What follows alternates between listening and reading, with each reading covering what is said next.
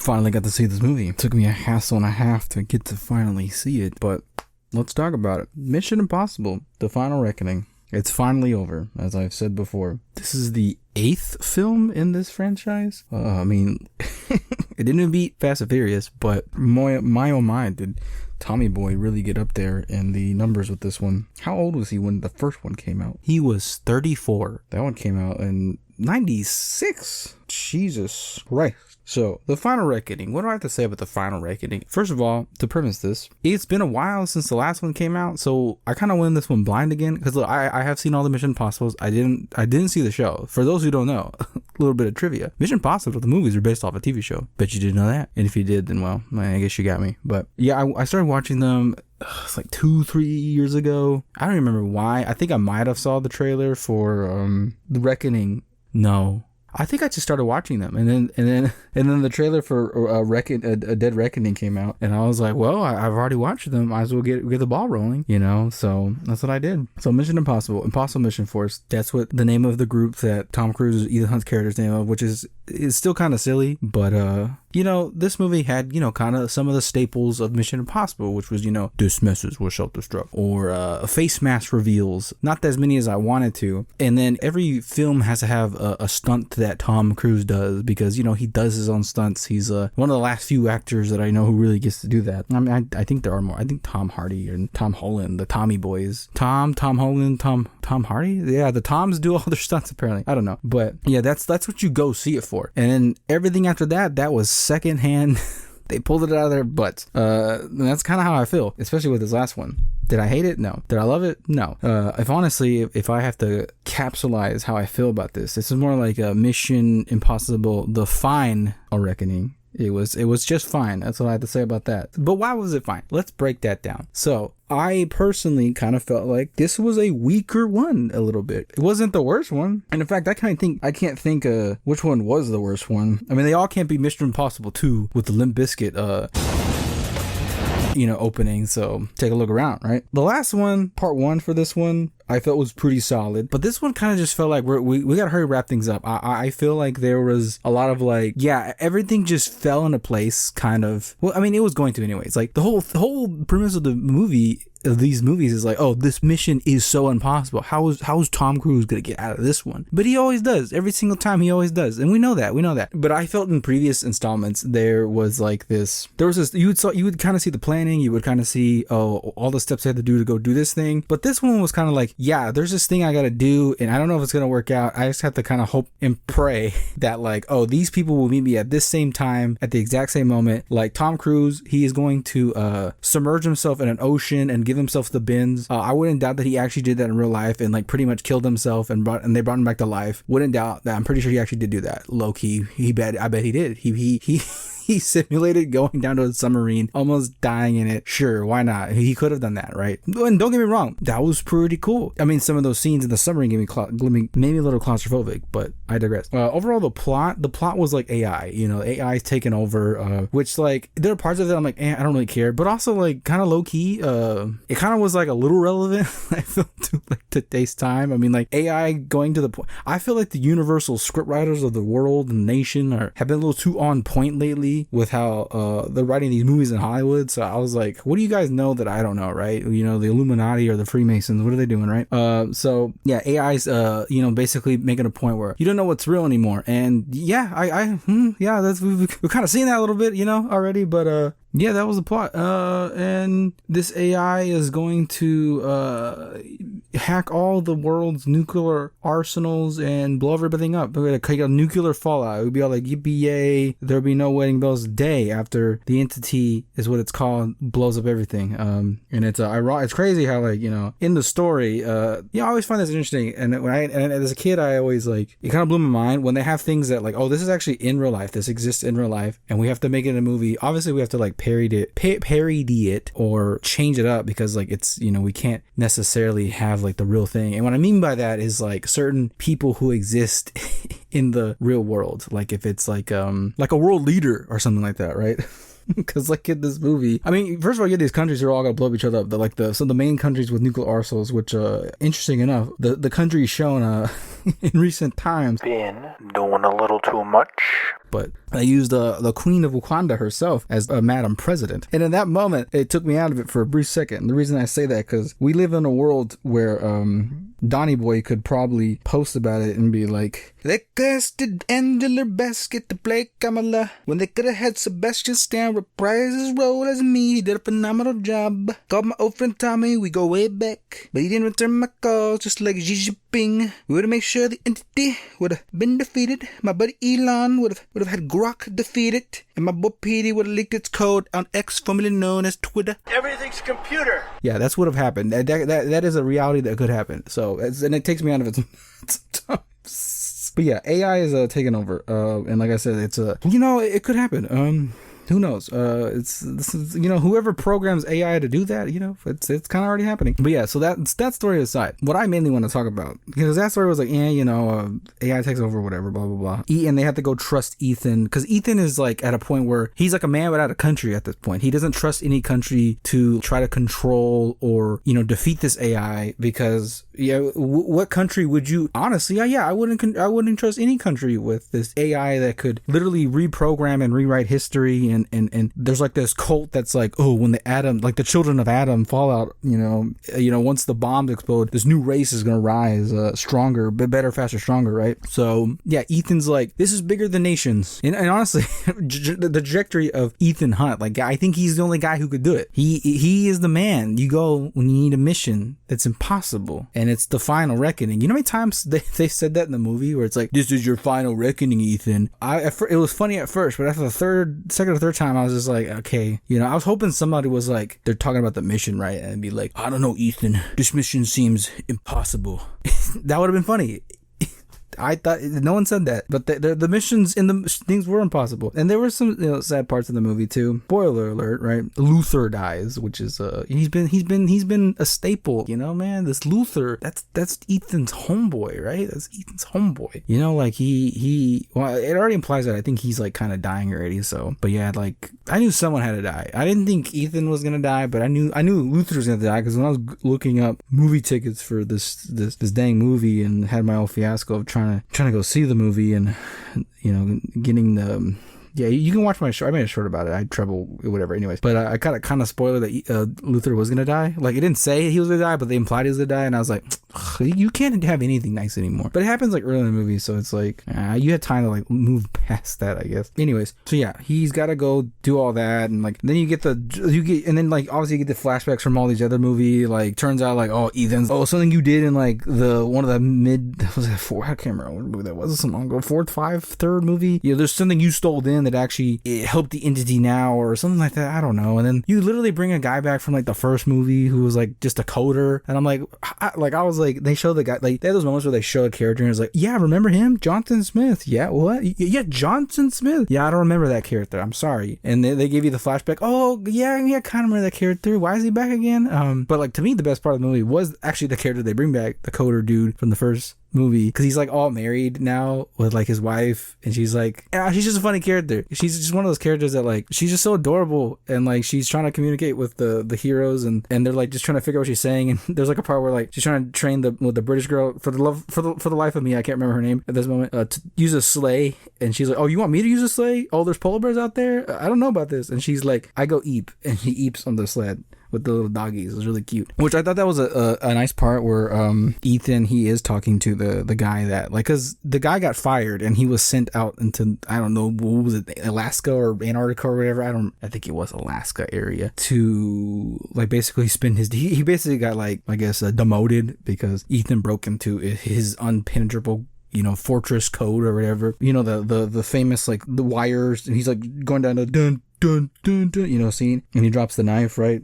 Dude actually gives the knife back to Ethan, but Ethan basically goes like, hey, I'm sorry, man, I ruined your life. And he goes like, that's a matter of perspective. And this is probably like this is the most wise part of the movie, or significant, I don't know, or lesson of the movie, was he goes like, it's a matter of perspective. He goes like, if you didn't do that, I wouldn't have get sit out here in the middle of freezing cold, and I wouldn't have met my wife. And I love my wife, she's amazing. There was a part of the movie where you thought those two were gonna die. They had to like disarm this bomb. A lot of bombs we had to disarm this movie. One of them killed Luther, but this one, like, oh, we might die disarming this bomb, but they get to live, and it's nice. It's beautiful. I'm glad they lived. There are many moments where you thought, Simon Pegg was gonna die. They performed surgery and stab a pin in his chest. Mantis was just, There's like a part where like the entity British lady, she got like pit pocket. What's her name? Megan is in the movie. I don't remember her name in the movie.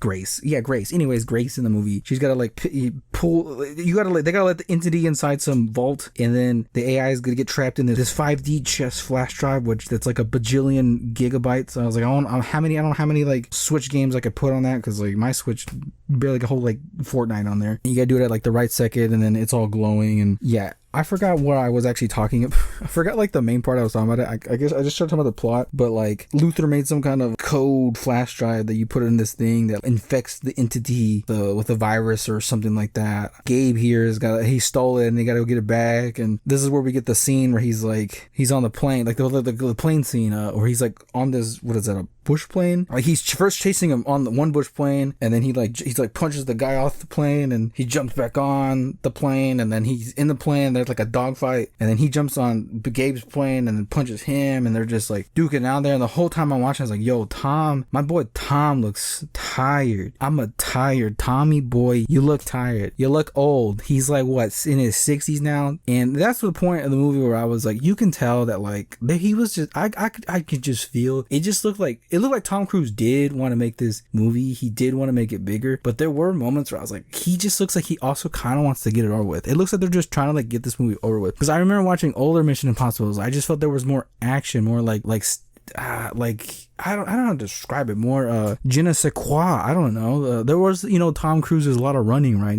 He's got to run, right? There was a scene where I've seen scenes in Mission Impossible where like he's trapped and he's got to escape. There's a part where like I have a fake tooth and it's got cyanide. I'll bite it. It's like, you're not gonna bite it. And I was like, there's no way Tom Cruise is gonna bite it. And then he does bite it, and he starts foaming at the mouth, and it's like, oh no, he's gonna die. We gotta keep him alive because he knows where the key is. He has the key or whatever that opens the code that has the original source code of the submarine for the entity. We knew that to give the virus or whatever. And then he manages to get out of that situation. And then he's helping Grace escape too. And then he's got to beat up the guards. But like when it shows the part of him beating up the guards, it just like cuts to Grace like watching it on. She's like all shocked and horror while he like kills the guards or whatever. And I'm like, I feel like in the old movies you would show that. Did we cut that for time, or is it because Tommy Boy's tired? Like, but he still looks good for his age and he's still in shape, bro. But I can see it on him. I can see it. I saw it when he was going in that plane at 140, 150 miles an hour. You can see the elasticity in his face isn't really there anymore. Tommy, nothing personal. Tommy boy, I know you're tired, but I do thank you for giving these all you got, man. I read an article saying that like they had to carry him off set sometimes because he was just. Could you imagine like on a bush plane and like thousands of miles up in the air going at top speed? Like, bro, I get tired on a those little merry-go carousel things at the park, and I can barely hold on to those. No way. I was like, my bro look exhausted. Like the only fight scene that Tom Cruise had was in like the submarine. They're like he's about to get killed because some guy's like, we gotta like it was a whole kind of like Basilisk situation, if you know that whole like paradox where like if a entity like like in the AI told you like, hey, you gotta build me, and if you don't, I'm gonna come after you. So what do? Do you build this entity so like you could then serve it and it keeps you safe, or do you just prevent it from not happening? But like, what if it does happen and you didn't help, so it comes after you, which is like the whole Basilisk like type thing. And that's kind of like what this AI is. So some people are like scared, like, oh, if I don't help it, maybe I won't be safe, right? And so like one of the dudes attacks Tommy Boy when he's exercising on the submarine, and that was a fight scene. He's fighting in his little stretchy boxers and his toe shoes. I mean, like he said, he's still very active for his age, but like I could tell like it wasn't 100%. It was like, or it wasn't 110%. Like I've seen it before, and that's not the way to diss Tom, but just I think it's good that he kind of ended it here. Like I don't think he should have milked it anymore. But what I am kind of worried about is judging how it ends, right? So like, yeah, he does the plane scene, which is a long scene. It's a very long scene. I mean, the movie's long too. It's like 2.5 hours. It's a long scene. And Tommy Boy, it's funny because the other dude, Gabe, there's a part where he like he's on the plane in some parts where he's like kind of hanging off, and it looked like his was kind of like maybe green screen on there, because I don't think he would have done what Tom did. But like Tom didn't have a parachute. I was like, is Tom just gonna like fall out the plane and just like hope somehow magically survive this crash? But he does get a parachute, but it does catch on fire. There were moments where like he's either drowning or falling, and he's trying to like cold stuff, and I'm like, he's gonna drop it, and it's making me anxious. But he manages to do it. He saves the day. The emergency parachute comes out after they don't burst into flames. I think he lands somewhere in like, I think they're in South Africa. I don't remember, but he lands somewhere in these plains. It's very beautiful. It's like a Minecraft scenery. And then there's a voice, once it's over, there's a voice that Luther put in the little flash drive thingy, and it speaks to him, telling him like, you did it. We live in the shadows, and we save the ones that we'll never meet, and all that, and live, laugh, love, or whatever. And then these other, the dudes from who I've seen before, I can't remember, but they're from the, I think, are they from the Impossible Mission Force? I don't remember. All I know is this dude was like the son of like, I think the dude from the first movie who had the betrayal, who did he do a mask reveal? I don't remember. This movie only had one mask reveal, and it was kind of very quick, or technically had 2 or 3, but it was all at the same time, and it wasn't as cool as like previous ones. So I was like, that was a staple of Mission Impossible. They kind of glazed over that one, but I guess we were pressed for time. But they were all trying to like, they couldn't trust, they didn't know if to trust Ethan. Like Wakanda Queen here, she was trying to decide whether, they had a moment where they're like, oh, we could blow up a city to to make sure our missiles don't go offline, which I don't know. I don't know if I was not paying attention, but I don't know that didn't really make any sense to me. I don't know if it was like, if we waste a missile on like one city, it won't be launched at like another city or something like that. I don't remember why, but they were like, so because throughout the movie it's like DEFCON 3 or whatever, and it's going down to 2-1, and like you're seeing all the nations, all the like the big nations lose their systems to the entity, their nuclear systems, and it's slowly getting to America. Of course, America has got to be the last one. I would think,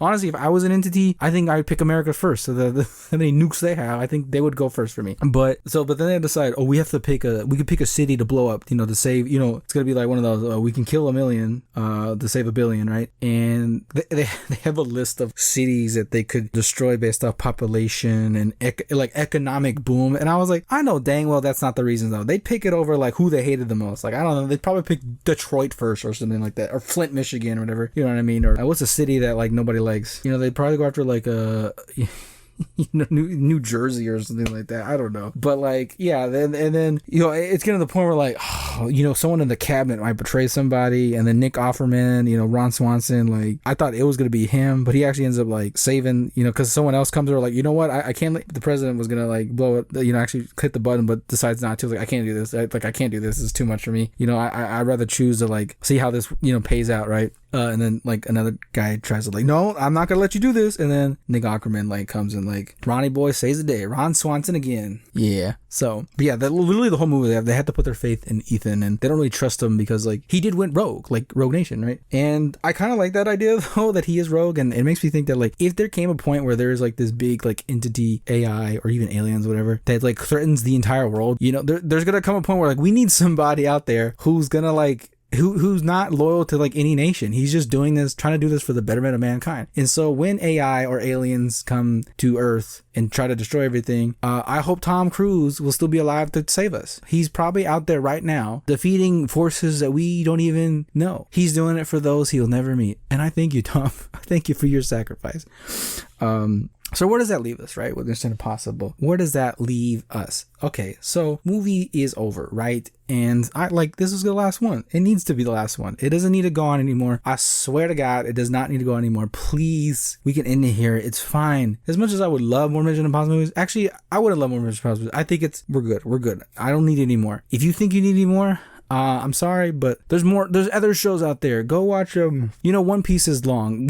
That'll save you. That'll fill up some of your life, right? So yeah, just it ends with they all meet up. He's got the little glowing entity. It looks like a little redstone block, or it looks like a little Minecraft torch. I don't know, but it's like 2 Minecraft references in one movie, in one video. And then they're on like a plaza. I don't know whether they're in London or something. I don't know where they're at. But they're all in the distance looking at each other, give a nod. Somehow Mantis got a haircut in the meantime. I don't know how she did that so fast. They all nod at each other because they're all there, or at least the ones who survived, which was Mantis, Simon Pegg, Grace, this guy, I don't know his name. He just kind of, I don't remember him from the movies. I don't remember.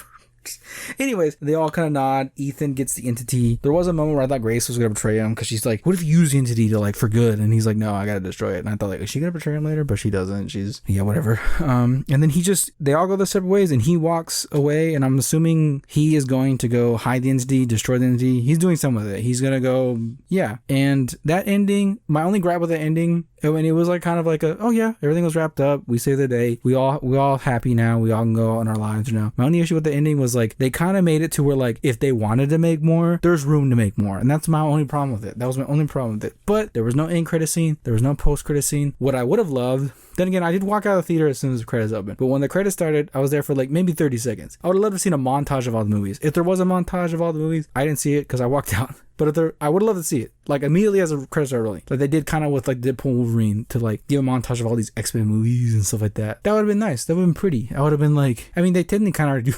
They tend to do flashbacks of the old movies throughout this movie. So I don't know. I don't know if I have any more to say. Yeah, this one's the Final Reckoning. Yeah, it was fine. I gotta say about that. It wasn't the worst movie I saw this year. It wasn't the best movie I saw this year. But you know what? I'm glad we wrap it up. And as an overall piece of Mission Impossibles, they're solid films. Would I say it's my favorite? They're my favorite franchise? No. Is it in my top 10 of favorite franchise? I don't know either. But I remember watching all those movies, watching them with the homies, whatever, friends, family, right? I had fun. I had a good time. And you know me, that's kind of like what I'm all about. And I got to see it really late at night. And the theater was still packed. Everyone was going to see Lilo and Stitch. All the Disney adults were there with their kids. They were like, the Disney adults like, yeah, I'm taking my kid to go see Lilo and Stitch. Yeah, I know why you're there. Anyways, Tom Cruise, thank you for these crazy stunts. I don't know how you are as a person. I've heard things. Man, just I don't know if there could be any more like actors doing crazy stunts like that, like Tom Cruise. That is like just the man is a daredevil, he's the man without fear, I guess, and if he does make another Mission Impossible 2, it'd be crazy seeing him doing this at 90. So I hope he can now ride off in the sunset though, but knowing people like Tom, I'm sure there's something he's going to want to do one last time before he's out the game for good. So good luck there, sir. And may the odds forever be in your favor, or whatever that is. Anyways, who's excited for Karate Kid? Interesting batch of movies this year. Juice out.